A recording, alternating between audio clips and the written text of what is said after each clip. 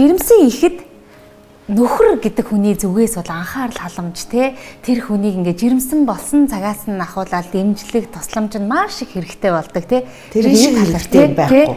Ягаад гэвэл одоо жирэмсэн ээж чинь сэтгэл санаа, бие бялдар бүх юмд нь өөрчлөлт орж байгаа шүү дээ.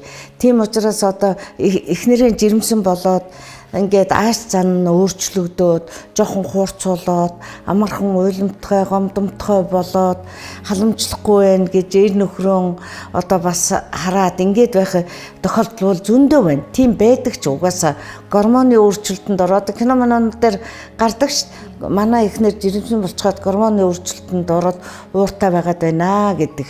Тэрийг дэвчиж, тэрийг одоо анхаарч, одоо хоол унд ийдэг сайхан харьцаа тэр бүх юмнаас нь л одоо эрэгтэй хүн бол одоо хамгаалж, хайрлаж байх ёстой.